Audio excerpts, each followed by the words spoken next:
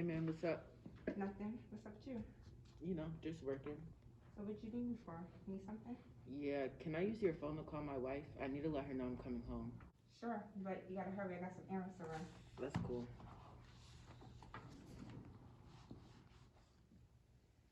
You're having an affair with my wife? What? You heard me. You're having an affair with my wife? Sir, I have a fiance, and we're pretty happy. So what's this conversation you're having with Harmony? Bro, we just had a baby. Could this baby be yours? First off, you're assuming out of anger, and there's no way that baby could be mine. Second of all, you're invading my privacy. You're only supposed to be texting Harmony about you coming home early. How long have you been having this affair with my wife? A year. A year? Get out of my office right now. F you, man.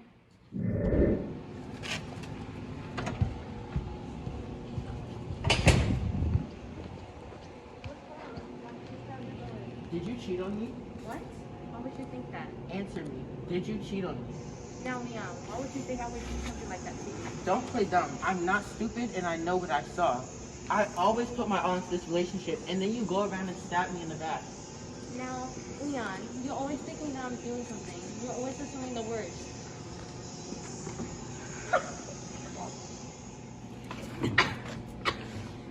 Why would I start this argument if I was lying? Are you dumb? I saw the messages, screenshotted them, and sent them to myself. I'm gonna go charge my phone and we'll come back and see who's really lying. Alright, then go charge it. Because I would never cheat on you. Wanna lie again?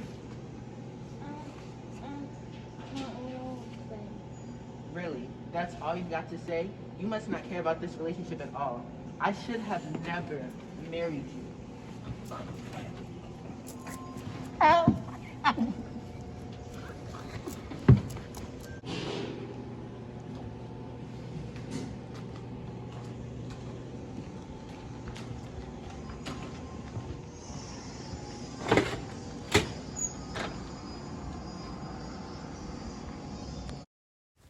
Leon chokes her again. She tries to fight back and call for help, but after a few minutes of struggling, her body laid there lifeless. Leon left and took off shortly after, realizing what he had done. A few hours later, Elliot had arrived. He had rung Harmony's doorbell, but there was no answer. He called her phone, but there was still no answer. Luckily, he had a spare key and decided to go check. He went upstairs to find Harmony's lifeless body. He screamed and cried and called 911, but she was already gone. Just looking at you makes me wish you were never born. I can't keep you knowing every time I look at you I see the face of your mother and it reminds me of what she has done to me. Mama.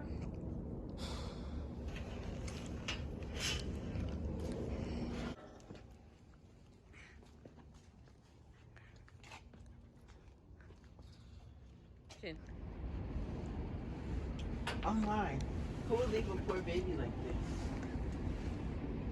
Don't worry, I'm gonna take good care of you.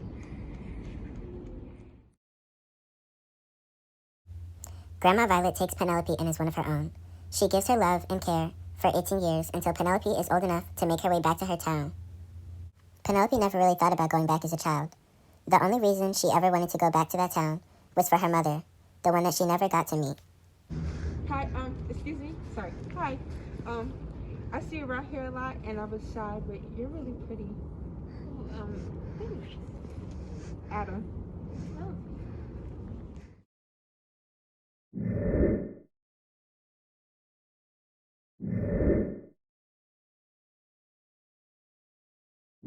Yeah, it really is. Hey. Okay, Adam. So Penelope, we've known each other for some time now, and I'm a little nervous to ask this, but would you want to be my girlfriend? Yes. Penelope and Adam later realized that they were from the same town. They decided it was only right to take the journey back together. Penelope, at a young 18, was ready to leave the island that her grandma Violet raised her on.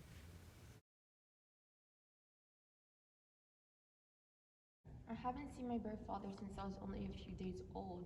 I don't even recall what his face looks like to identify him. So many parts of my life I've never got to share. I wonder if it would have been different if I've never been abandoned. If my father would have found the strength in his heart to love all of me. even though my face reminds him of my mother. Hey, my love. Everything's packed for the trip. You certain you want him to go through with this? Yes, although every bone in my body shakes with nervousness. I know in my heart that I have to go. Although, I don't even know what I'm gonna say. I've been trying to find the words, but what do you say to a man who decided he no longer wanted you? Obviously, I should. Sorry, I never thought how much this would affect you. For the first 2 years of my life in this town and the memories I put together, it's been a beautiful place. Let me take your bags for you, sweetie. We gotta hurry before the snow picks up. It takes 12 hours for Adam and Penelope to get from the island they call home to the town that Penelope's father lives in. The whole journey there, Adam couldn't get more than a few words out of Penelope. She just turned and looked out the window, with a vague expression. He knows Penelope very well, and he knows that making this trip would either be one of their best or worst decisions. They were still willing to take the chance, even though it left a mutual uncomfortable feeling in the pit of their stomachs. Maybe it was the feeling of the flying plane, or maybe it was their subconscious trying to tell them about the great miracle they were about to witness. Penelope, wake up. We'll be arriving shortly. I think you should eat, my love. It's freezing here, and my body is so sore from the uncomfortable position I was in. I don't think I can stomach it. I'm sorry I've just been complaining before I even said good morning. I'm just really scared. I know this is stressful for you, and I completely understand. Not to mention our relationship is, you know. Yeah, I know, but I've been trying to find the perfect words to say, but nothing sounds right. It's very chilly out today. The snow is heavy this year. We should really call an Uber to get to our destination. After a 20-minute car ride, Adam and Penelope arrive at the White House. Action.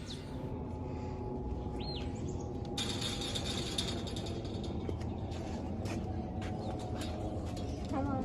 Can I help you? I don't think you met before. My name is Penelope Wade. This is my family's home. Oh yeah, Penelope. I haven't seen you since like you were 2 days old. Come in, I'll call Mr. White for you. And you are? I'm Adam, her boyfriend. Oh well, come in. I'll be right back. I'll call Mr. White for you guys. Bennett, where did you get this coffee?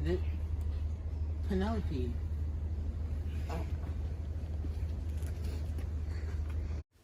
Immediately, Leon knew who Penelope was. Since birth, she carried the face of her mother. His heart slowly started to sink in his chest, and his eyes started to water, although he didn't know why he was crying. A stillness washed over the two of them, not awkward or tense. A loving stillness that Penelope never knew she needed to feel. Penelope hugs Leon. She didn't know exactly where they stood, so their bodies unconsciously kept the silence going. After a few short minutes of hugging and crying, Penelope and her father pull away, gathering themselves. Penelope completely forgets about the anger that her inner child once held towards her father. It's like the energy of that hug was so pure and real that it was able to heal all that was broken between them. I heard that there was a statue of my mom built. Is it okay if I go see it? Yeah, it's right back there in the courtyard. Do you want me to come? No. I feel like this is something I need to do on my own. I'll go find it myself.